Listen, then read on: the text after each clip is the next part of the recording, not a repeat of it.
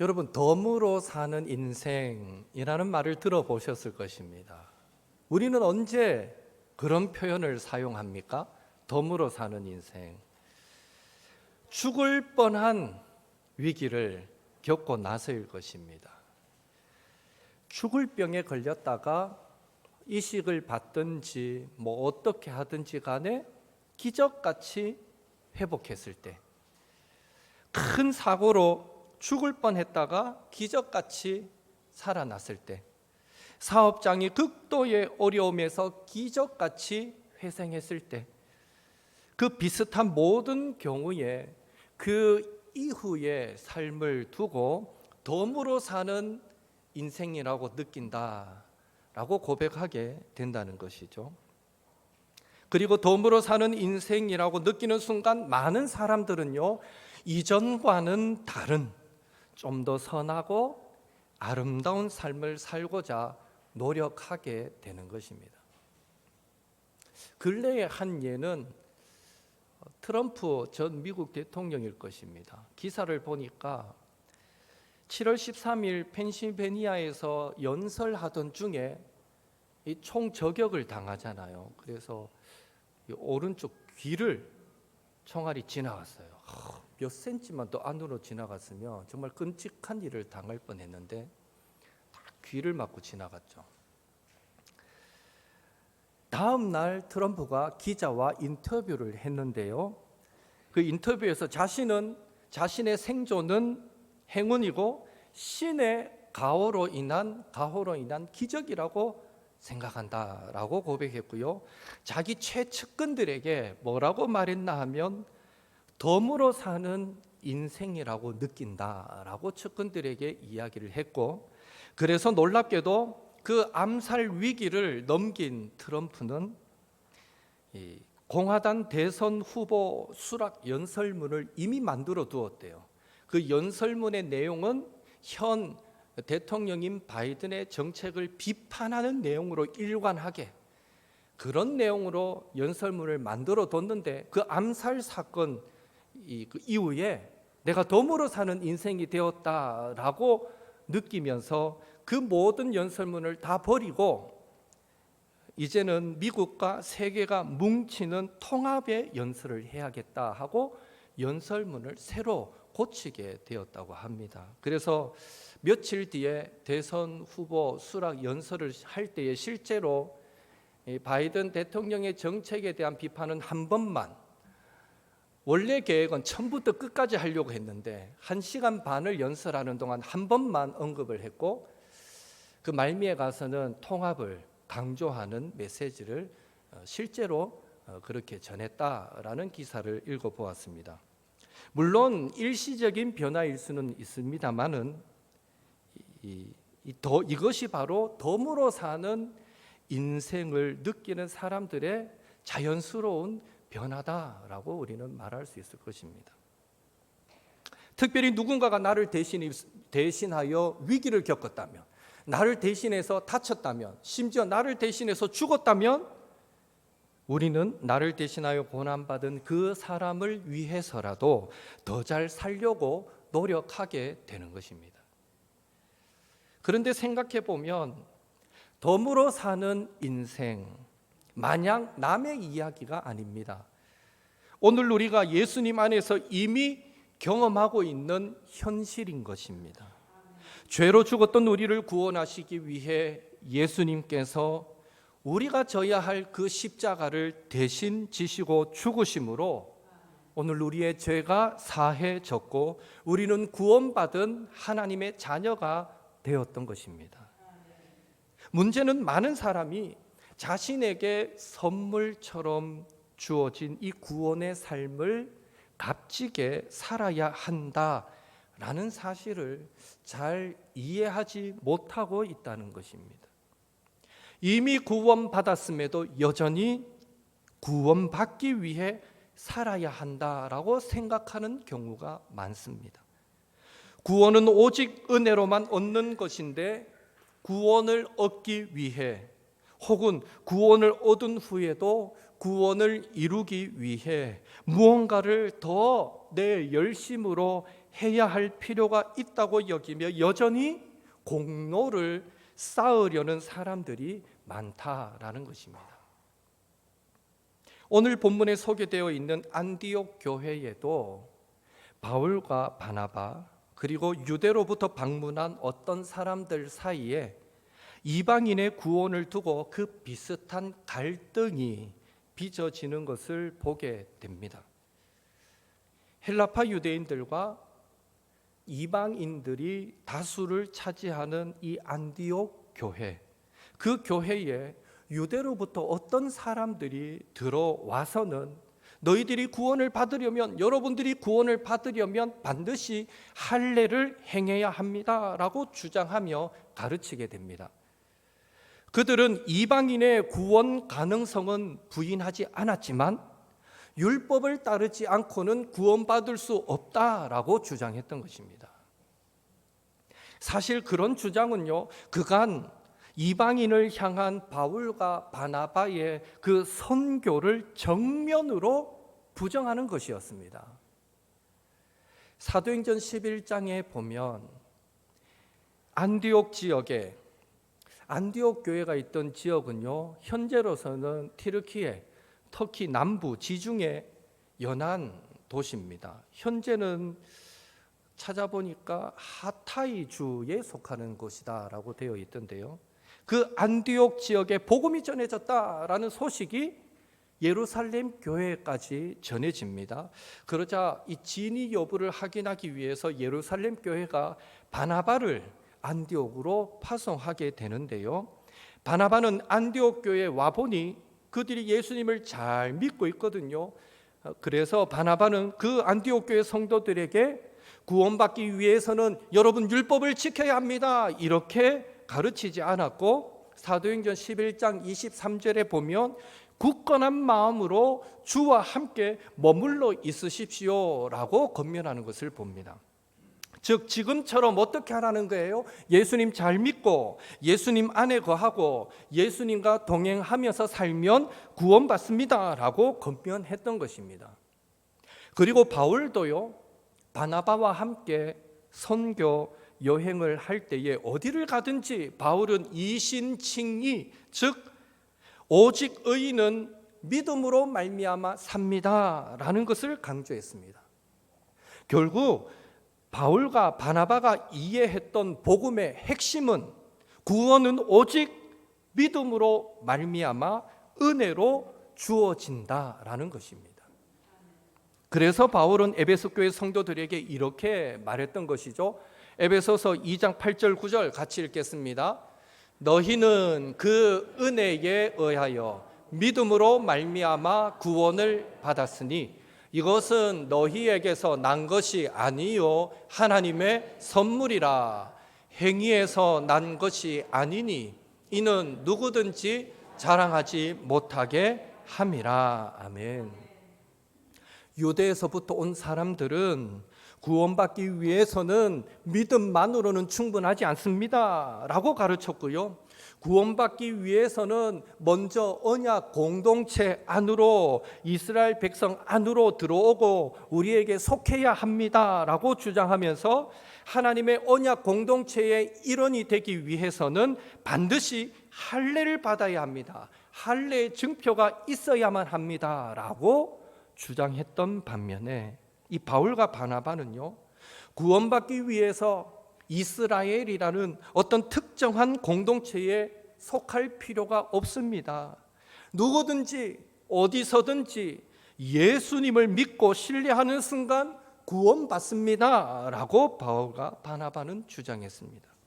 다시 말해 이 세상에 구원받기에 합당한 사람은 아무도 없고 구원은 은혜로 시작되고 은혜로 유지되며 은혜로 완성되기에 이방인들에게 구원을 얻기 위해서는 예수님을 믿는 것 외에 무언가를 더 행하도록 요구해서는 안 된다라고 바울과 바나바는 주장했던 것입니다.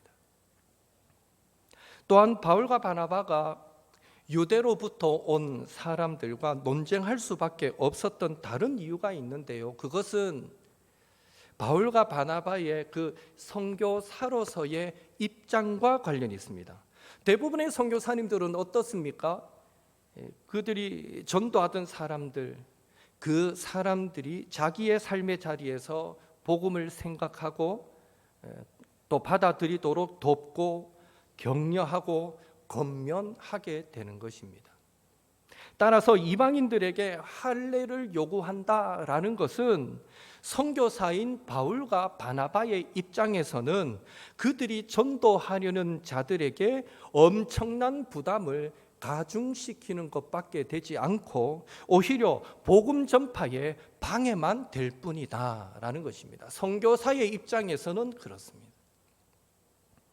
예를 들어서 요즘 서울 경기 지역에 있는 교회에 가보면요, 교회 안에 이미 오래전부터 흡연실을 두고 있는 교회가 많습니다.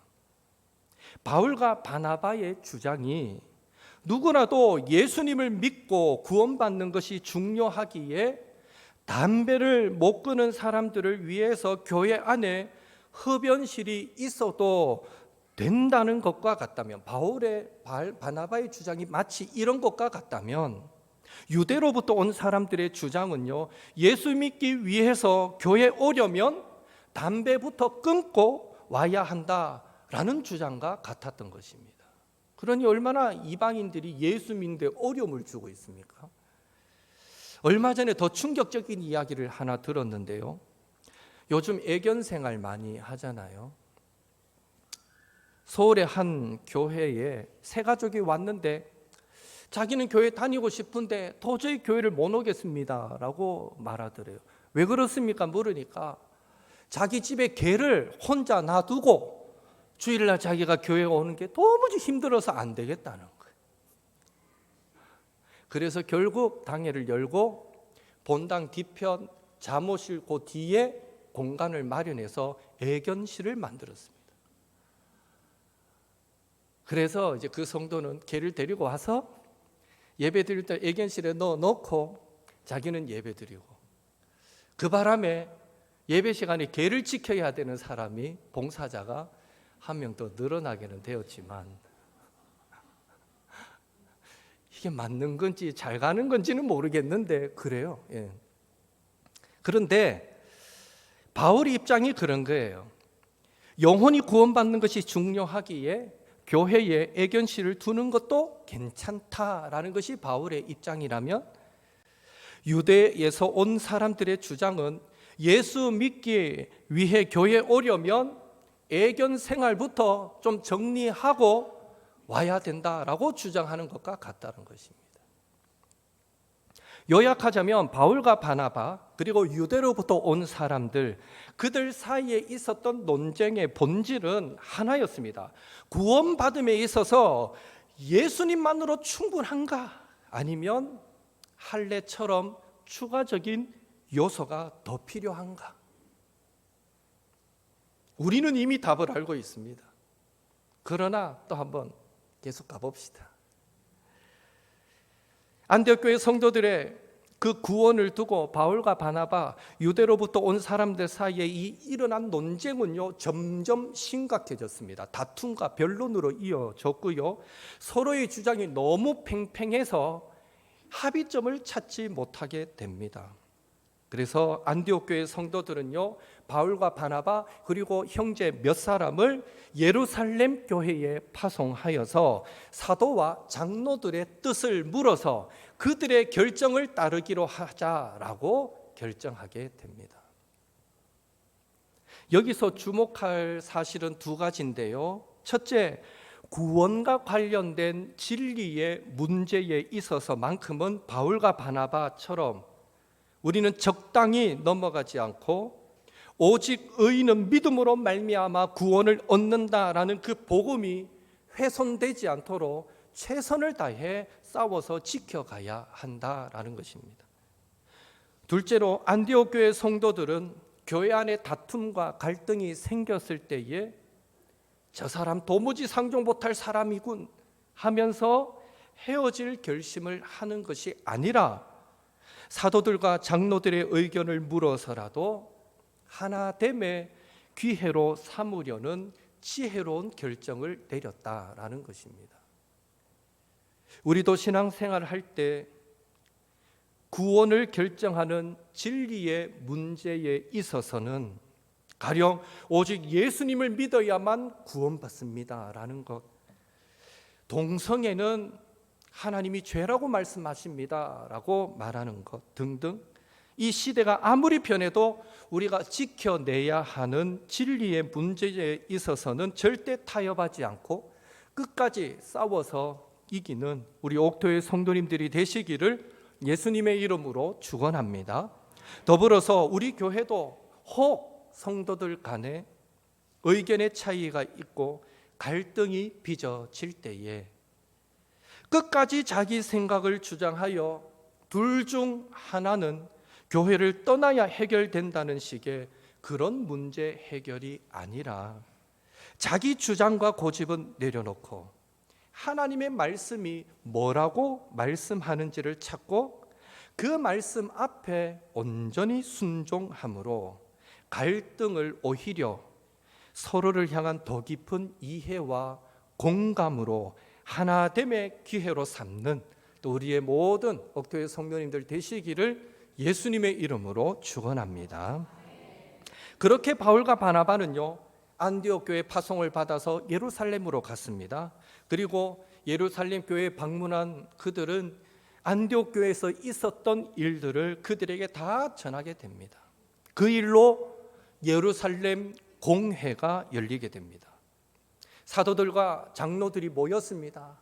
이 문제를 두고 열띤 토론을 벌였습니다. 그런데 이 공회원들 가운데 가만히 보니까 바리새파 출신들, 율법 이러면 목숨 걸고 지키던 이 바리새파 출신들의 사람들이 있었어요. 그들이 말합니다. 이방인에게도 할례를 행하고 모세의 율법을 지키라고 명하는 게 맞습니다 라고 주장하게 됩니다. 그때 이방인들이 할례 없이 오직 은혜로만 구원받는다라는 이 주장을 뒷받침하는 강력한 증거를 제시하는 세 사람이 등장합니다. 먼저 첫째, 예루살렘 교회 지도자였던 베드로입니다. 바리새파 출신들이 할례도 해야 되고 이방인들은 율법도 다 지켜야 구원받지요 라고 말하자 베드로가 먼저 말합니다.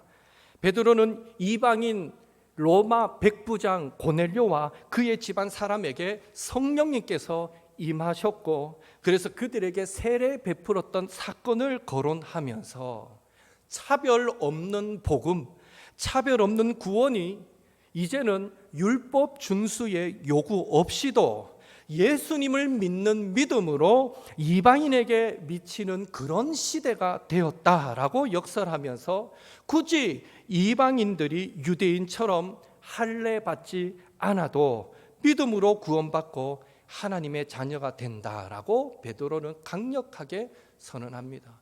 우리도 지키지 못한 무거운 멍에 같은 율법을 이방인에게도 지우려고 하느냐 하면서 그거 없이도 보니까 고넬료 집안은 그들은 이방인인데도 세례도 받기 전에 성령부터 임하더라. 할례 안 받아도 성령이 임하더라 하면서 예수님을 믿는 것, 그것으로 하나님의 자녀 된다라고 베드로가 강력하게 주장합니다. 신학적으로 생각해 보면 할례는 하나님의 백성이 되었다는 증표였습니다. 세상으로부터 구별되었다라는 증표였습니다. 그래서 유대로부터 온 사람들은요 목숨 걸고 할례를 주장했던 것입니다. 애초에 할례는 구약 시대에 하나님께서 하라고 명령했던 것이거든요. 그러니까 유대인들의 입장에서는 할례는 당연히 하는 것입니다. 그게 하나님의 백성된 하나의 증거였기 때문입니다. 그러나 이제는 예수님께서 십자가로 구원의 길을 여셨습니다. 십자가로 하나님의 자녀가 되는 길을 열어주셨기에 예수님을 믿음으로 세례 받는 것이 할례를 대체하게 되었던 것입니다. 따라서 구약시대의 성도들이 할례를 육체에 받았다면 사실은 구약시대부터 하나님은 이스라엘 백성들이 몸뿐 아니라 마음에 할례 받기를 원하셨습니다. 예레미야 4장 4절에 하나님은 이렇게 말씀하십니다. 유다인과 예루살렘 주민들아, 너희는 스스로 할례를 행하여 너희 마음 가죽을 베고 나 여호와께 속하라. 하나님은 이미 구약 시대부터 몸에만 할례를 행하지 말고 마음에도 할례를 행해라 라고 요구하셨습니다. 문제는 구약 시대부터 이스라엘 백성들은요, 마음에 할례 받을 생각을 하지 않고 육체의 할례를 행하기만 하면 자기들은 선택받은 백성, 하나님의 자녀가 된다라는 착각 속에 늘 살아왔던 것입니다. 하여튼 구약 시대의 성도들은요, 할례를 육체에 받는다라고 생각했다면 신약 시대에 사는 우리들은요, 예수님을 믿음으로 받는 세례를 통해서 마음의 할례를 받게 되는 것입니다. 그리고 세례를 통해 마음의 할례 받는다는 것은요, 구원받음에 있어서 오직 예수 그리스도, 예수님 한 분만으로 충분하다라는 것을 강력하게 증거하고 있는 것입니다. 둘째는 이방인을 위한 사도로 부름받은 바울과 바나바입니다. 베드로가 이방인에게도 우리와 동일하게 주 예수의 은혜로 차별 없는 복음을 주셨고 차별 없는 구원을 주셨다라고 했던 말에 조금 전까지 막 열띤 토론을 벌이고, 특별히 바리새파 출신들이 이방인들도 할례 행하고 율법 지켜야 한다라고 큰 소리 냈는데 그만 그 모든 소리가 싹 잠재워졌습니다. 그 순간 그 기회를 놓치지 않고 바울과 바나바는 자신들이 이방인 가운데 행하면서 했던 사역들, 하나님께서 그들을 통해 일으켜 주셨던 놀라운 표적과 기사들, 즉 이방인들을 믿음으로 구원받게 하신 많은 일들을 나누게 됩니다. 그렇게 함으로써 베드로의 그 주장을 뒷받침합니다. 결국 바울과 바나바도 구원받음에 있어서는 예수님 한 분만으로 충분합니다라는 것을 부연 설명한 것입니다. 그리고 세 번째로 예수님의 친형제 야고보입니다. 바울과 바나바의 말까지 다 들은 후에 이 야고보는 역시 베드로의 발언을 지지합니다. 차이가 있다면 베드로나 또 바나바나 바울이나 실제 그들의 경험에서 일어난 성령의 역사를 가지고 오직 예수님을 믿는 믿음으로 구원받는다라고 말했다면, 야고보는요, 성경 하나님의 말씀을 가지고 베드로의 그 증언을 뒷받침하고 있다라는 것입니다. 야고보는 이방인들이 믿음을 갖게 된 것이 하나님의 계획의 일부였다라는 것을 증명하기 위해 아모스 9장 11절 12절 말씀을 인용합니다. 함께 읽겠습니다. 그날에 내가 다윗의 무너진 장막을 일으키고 그것들의 틈을 막으며 허물어진 것을 일으켜서 옛적과 같이 세우고 그들이 에돔의 남은 자와 내 이름으로 일컫는 만국을 기업으로 얻게 하리라. 이 일을 행하시는 여호와의 말씀이니라. 야고보는 아모스 선지자가 장차 메시아가 오시면 다윗의 무너진 장막, 즉 무너진 이스라엘도 일으키시고 회복시키지만 동시에 주의 이름으로 일컫는 만국도, 이방인들도 구원하게 될 것이다 라고 예언했다면서, 바로 그 예언이 안디옥 교회뿐만 아니라 지금 이방인들 가운데 성취되고 있는 그 구원이 바로 아모스의 예언의 성취다라고 야고보는 주장하게 됩니다. 역시 야고보 역시 구원받음에 있어서는 예수님 한 분으로 충분하다라는 것을 강조했던 것입니다. 그리고 야고보는 최종적으로 교회가 이방인들로 하여금 예수님을 어렵게 믿게 해서는 안 되고, 할례가 그들이 예수님을 믿는 것을 어렵게 만든다라고 결론 짓습니다. 그러면서 동시에 야고보는요, 이방인들을 자기들 편리한 대로 믿게 내버려 두면 그들과 유대 그들과 또 유대 기독교인들과의 연합이 깨어질 수 있고, 다른 유대 기독교인들이 예수님을 믿는데 장애가 될 수 있다는 사실도 잘 알았습니다. 입장이 곤란한 거죠. 유대인들을 율법 지킬 필요 없고 할례할 필요 없고 예수님만 믿으면 돼라고 주장해 버리면, 유대인 중에 개종하여 예수님 믿는 사람들은 그들은 그래도 율법을 지키고 할례 받는 것이 주님을 사랑하는 증거라고 믿고 있는데, 그들이 시험 들게 된다는 거예요. 그러니까 이러지도 못하고 저러지도 못하는 애매한 상황이 된 것입니다. 그래서 야고보는 이방인 성도들이 교회의 신성함과 연합을 해치지 않도록 4가지 활동을 금하게 하자라고 제안하게 됩니다. 첫째, 우상에게 제물로 바쳐진 음식을 먹어서는 안 된다. 당연한 거죠. 하나님만 섬겨야 되니까 우상에게 바쳐진 음식은 먹어서는 안 된다. 둘째, 피가 아직 남아 있거나 피를 재료로 만든 음식을 먹어서는 안 된다. 당시 이방 민족은 피가 든 음식을 먹고 피채 먹기도 했기 때문에 율법은 피를 금하고 있잖아요. 그래서 더더욱 피가 들어간 음식은 금하게 하자. 셋째, 목매어 죽인 것으로 만든 음식도 먹어서는 안 된다. 역시 피와 관련된 것입니다. 도축하지 않고 목매달아 죽인 짐승에게는 그 살 속에, 몸 속에 피가 남아 있을 수 있기 때문에 자칫 잘못하면 역시 피를 먹을 수 있다는 거예요. 그래서 목매어 죽은 짐승도 먹지 못하게 하자. 네 번째, 음행을 멀리해야 한다. 이 역시 우상 숭배와 관련이 있는데요.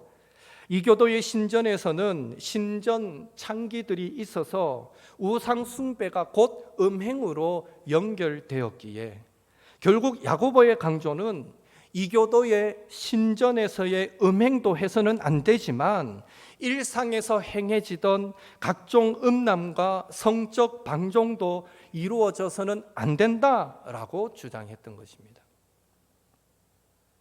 하나님은 성을 결혼이라는 헌신된 관계 안에서만 허용하고 계시기 때문에 야고보는 그렇게 주장했던 것입니다. 여기서 우리가 기억할 것은요, 이 4가지 금지 조항은 야고보가 그 순간에 성령의 감동으로 번뜩 떠올려진, 새롭게 만들어진 그런 조항이 아니라는 것입니다.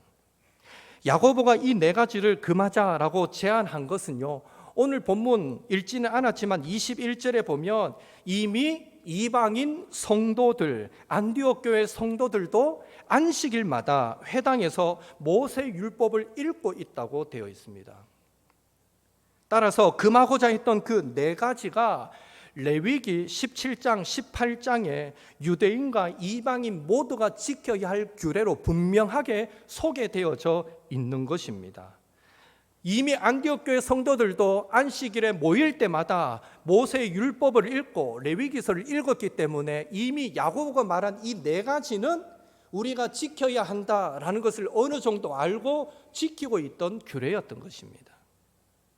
결국 야고보의 이 4가지 제안은 이방인 신자에게도 율법의 무거운 짐을 지우지 않으면서 동시에 율법을 지키는 유대인 신자에게도 이방인 신자들로 인해서 시험 들지 않도록 하면서, 그래도 저 사람들은 하나님이 이방인들에게 명령한 그 규례를 지키지 않느냐라는 최소한의 전제를 깐 거죠.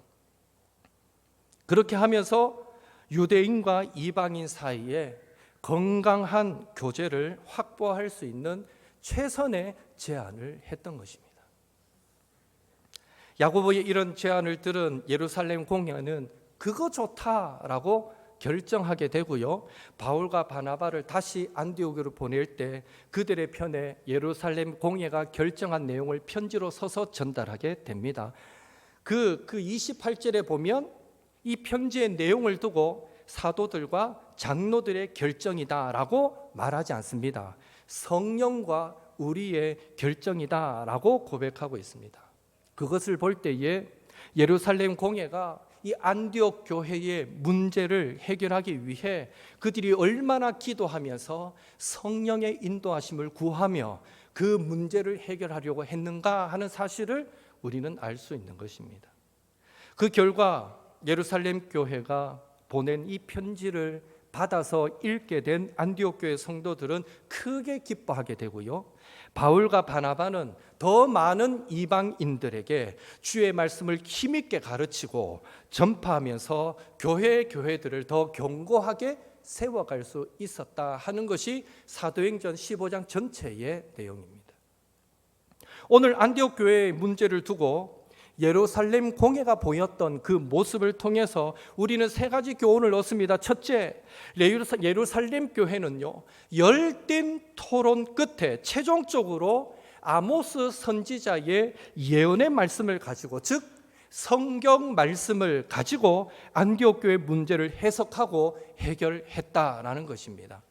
둘째, 예루살렘 공회의 결정을 성령님께서 허락하신 합의로 고백하고 있다는 것입니다. 셋째, 신앙 공동체 안에 그리고 교회 안에 야고보처럼 이방인과 유대인을 하나로 묶는 지혜로운 지도자가 있었다라는 것은 큰 복이었다라는 것입니다. 바라기는 우리도 이번 한 주간 살아가실 때 우리의 인생 경험과 지식도 참고하시지만 우리의 구원은, 우리의 도움은 오직 예수님 한 분만으로 충분함을 믿기에 신앙과 삶의 기준을 하나님의 말씀, 성경으로 삼고 살아가게 되기를 바라고요. 또 교회 안에서, 당회에서 장로님들이, 기관 부서에서 성도들이 서로 기도하고 회의하여 결정한 일을 두고 혹 그 결정이 내 마음에 쏙 들지 않는다 할지라도 성령님께서 허락하신 합의로 고백하며, 왜? 우리 교회는 성령님이 함께 하시기 때문에, 성령께서 이 시간도 우리를 다스리고 이끌어가고 계심을 믿기 때문에 성령께서 합의하신 그런 허락하신 합의로 고백하며 함께 힘을 보태는 성도들이 되시기를 바라고요. 또한 야고보처럼 한 사람의 지혜로운 지도력이 예루살렘 교회뿐만 아니라 이방인의 교회까지 신앙 안에서 하나로 묶고 기뻐하게 만들었는데, 우리도 우리가 속한 곳을 늘 사랑으로 하나 되게 만드는 그런 지혜로운 성도들이 되시기를 예수님의 이름으로 축원합니다. 함께 받은 말씀 붙들고 기도하겠습니다.